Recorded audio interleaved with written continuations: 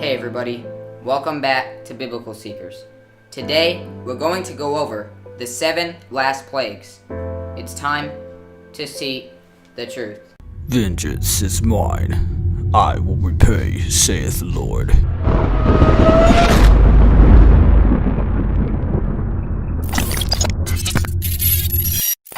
Okay, let's get started.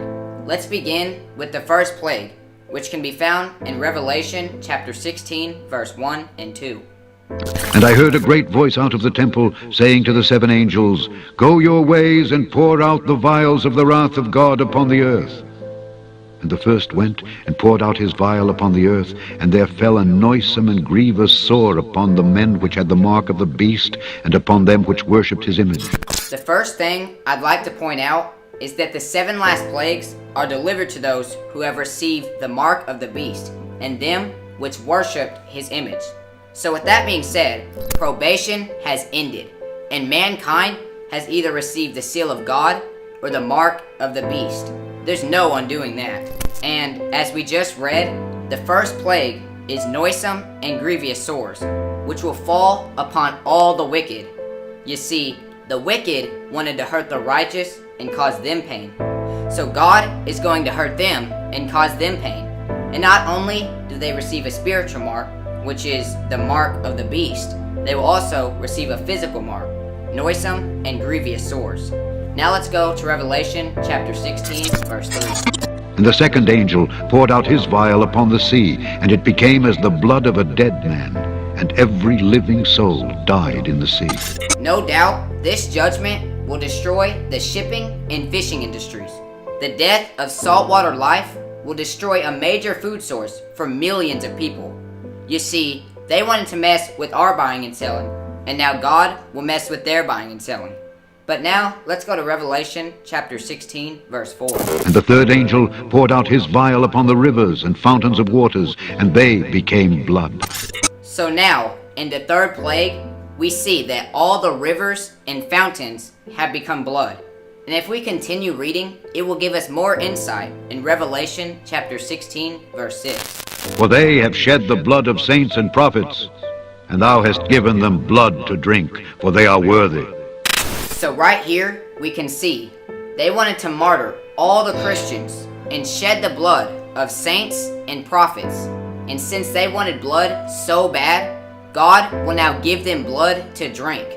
Now let's continue on to the fourth plague, which can be found in Revelation chapter 16, verses 8 and 9. And the fourth angel poured out his vial upon the sun, and power was given unto him to scorch men with fire. And men were scorched with great heat, and blasphemed the name of God, which hath power over these plagues. And they repented not to give him glory. So here we have the sun scorching men with fire. You see, since mankind wanted to trample God's holy 7th-day Sabbath and worship on Sunday, hence sun worship, God will now give them the sun. And the pain from the heat scorching their skin will be so bad that they will blaspheme the name of God. Now let's take a look at the 5th plague, which can be found in Revelation chapter 16, verse 10. And the 5th angel poured out his vial upon the seat of the beast, and his kingdom was full of darkness, and they gnawed their tongues for pain. Now we have the whole world full of darkness. You see, the wicked love darkness more than light, as we can see in John chapter 3, verse 19.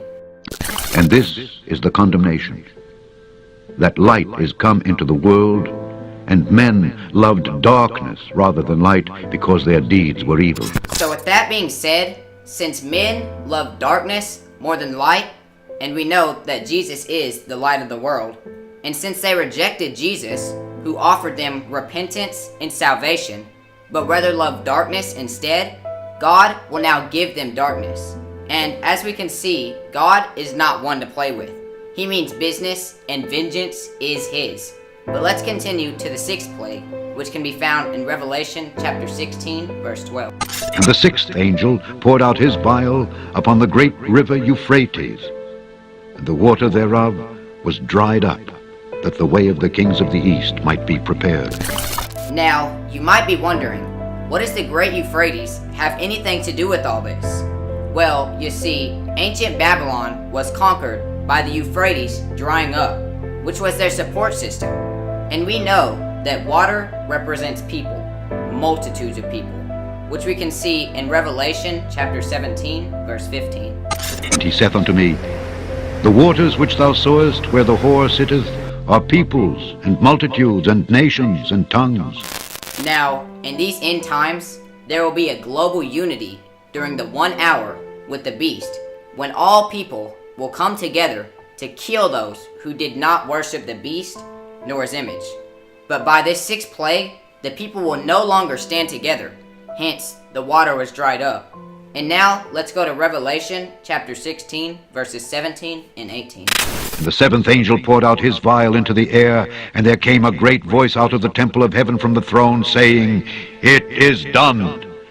And there were voices, and thunders, and lightnings, and there was a great earthquake, such as was not since men were upon the earth, so mighty an earthquake, and so great. You see, the wicked wanted to cause suffering and tears and destruction to all the saints, and now God is causing their destruction. Here, let's go to Revelation chapter 16, verses 20 and 21. And every island fled away, and the mountains were not found. And there fell upon men a great hail out of heaven, every stone about the weight of a talent. And men blasphemed God because of the plague of the hail, for the plague thereof was exceeding great. So these earthquakes are so great that the islands and mountains will be no more, and God will now send hail, the weight of a talent, which is approximately 100 pounds, to come down and stone the wicked. All of this because of their own doings, as we can see in Obadiah chapter 1, verse 15. For the day of the Lord is near upon all the heathen. As thou hast done, it shall be done unto thee. Thy reward shall return upon thine own head. God is not to be mocked. He says vengeance will be his, and he means it. So what should we be doing in these end times? Well, let's take a look at Isaiah chapter 55, verse 6. Seek ye the Lord while he may be found. Call ye upon him while he is near.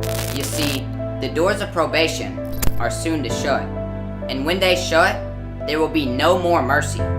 Now is the time to get right with God, before it's too late.